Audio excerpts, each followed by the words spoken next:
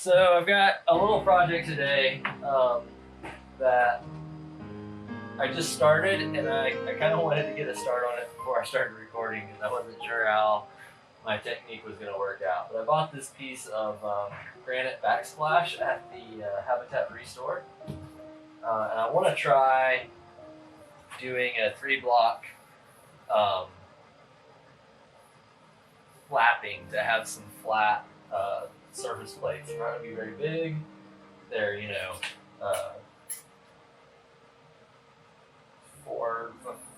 almost 5 inches by about 18 inches. But I've been wanting to play with lapping. I've always found it really fascinating.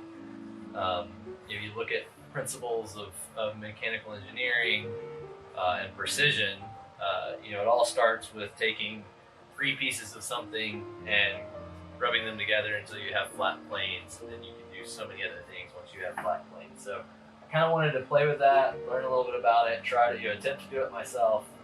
And so I thought this was a good, easy way to at least get my feet wet. And if it works, great. If not, I'm out $2 for a piece of scrap granite. So what I'm going to do is I've got this supposedly carbide scribe. I'm not sure if it's carbide or not. It seemed to wear a lot doing this. What I'm going to do is I'm going to mark the granite here across the face. Do that. I've already got a line here. I've already got a measurement. So these are right at 17.25 is what I ended up making. These lengths to be, I think this one's a tad bit longer. It ended up being a little over 52 inches overall. So I just thought I would make 2 of them the same and the third one a little bit bigger. So what I started was just kind of deep etching this line across the face, scratching it in as best as I can. I'm rotating the tip so that it's not just bulging out in one spot on my scribe. And then I transfer that mark across this surface. Same thing, kind of scratching it there pretty good.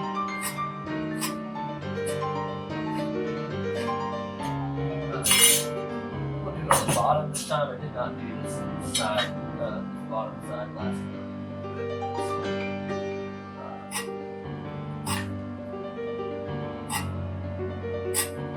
And then all of my drill chisel work right here on this back side. And I don't know, I might be better off doing the chisel right up there on the front to know exactly where you're putting your marks, but this seemed to work pretty well. So I'll just scratch really good line there.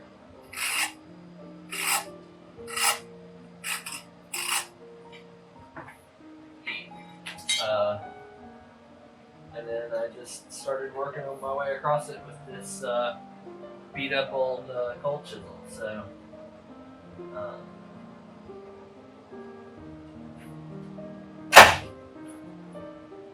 I was a little nervous how much force to put into each blow with the last one. I think this granite may not be quite as fragile as I was thinking it was. It takes a lot. And boom. So that is the technique that worked for me. It's not 100% perfect, but you can see where I've hit my scribe line mostly on this front.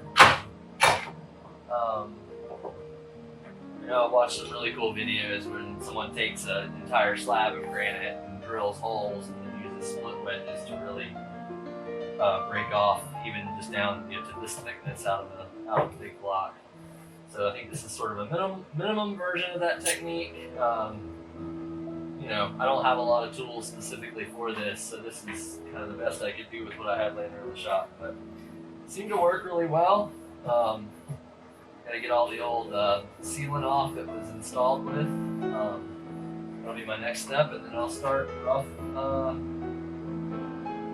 rough lapping them and see just how flat or not flat they are. So this will be a fun little project. I'm sure it will take me a long time to finish this, but it's nice to get started on it today.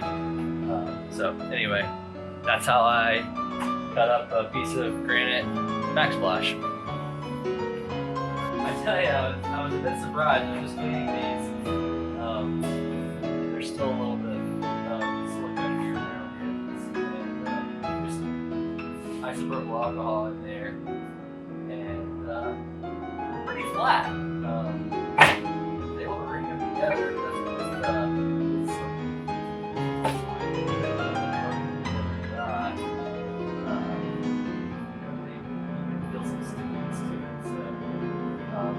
Interesting. They're polished right now. They come out of the granite countertop places. They polish them really well. As soon as you hit them, you can see actually on this plate I have here. It also came from habitat that I use for gluing and assembling just a nice, mostly flat surface. You see where I've done some sanding and stuff, and that sheen just kind of wears off really quickly when you have the abrasive on it. So it'll be interesting to see once this polish is knocked off just how flat they are. They'll obviously fill alcohol out. Yeah, I can feel it. I'm definitely wringing them together some. There's some resistance hard, but they do work much easier. Alright, so I got these really cheap diamond lapping compounds on Amazon. I think this whole set of various grades was $13. So I have no idea how well they're going to work. They definitely have something that's abrasive in them. I don't know if it's diamond or not, but I was able to pretty quickly tell if they were they get good material. I had to use those big blocks and they got rusty. I had just a little bit of surface rust on them. This one, in fact, is almost as I found this one. And so I actually played with these a little bit, using them directly on this not knowing that it's not super flat, but that I could at least see how the abrasive worked, and they really cleaned up quite quickly with this stuff. So we'll see if I have similar success with the granite itself. So that'll be my next little. We'll start with the 40 micron and see what happens.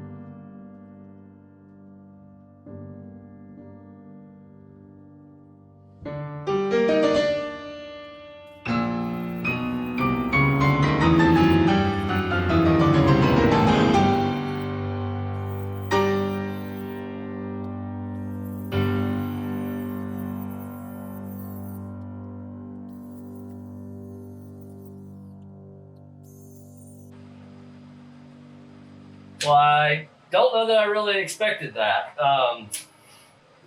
It's easy to forget that, just how much engineering goes into modern abrasives. These are dirt cheap flat discs that claim to be zirconia. I didn't know if they were or not, to be honest. But yeah, I mean, they just did a great job putting a little bevel on all those sharp edges from the chisel cuts. It's incredible. I mean, we think of granite as this like untouchably hard thing.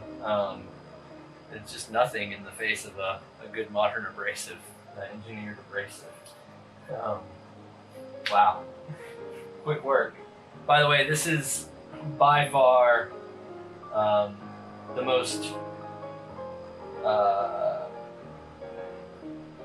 one of my favorite tools I've spent money on in the last 18 months or 2 years.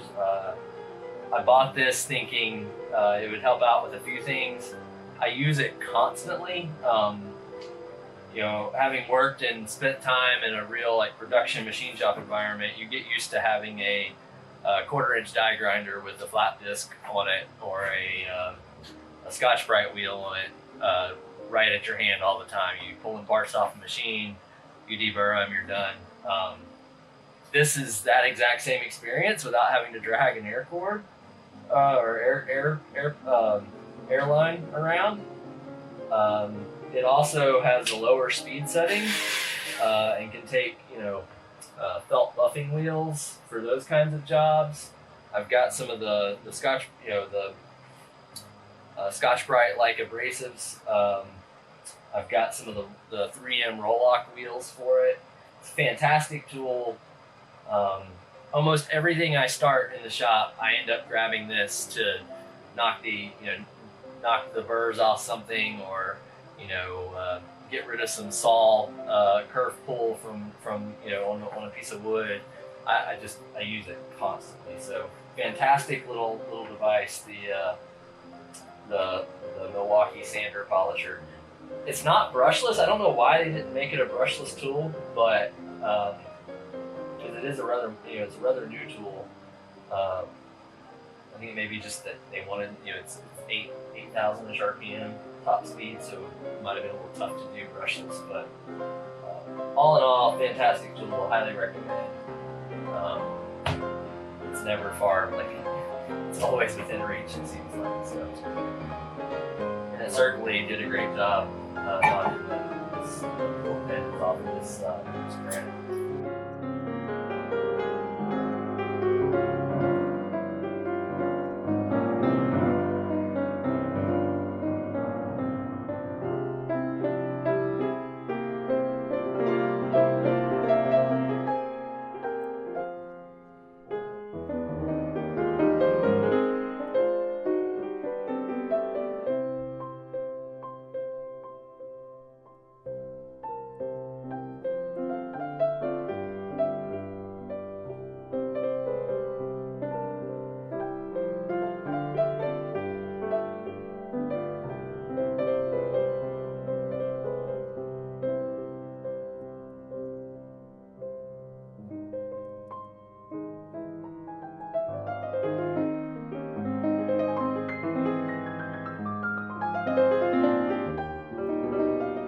So I've been working on these probably close to an hour.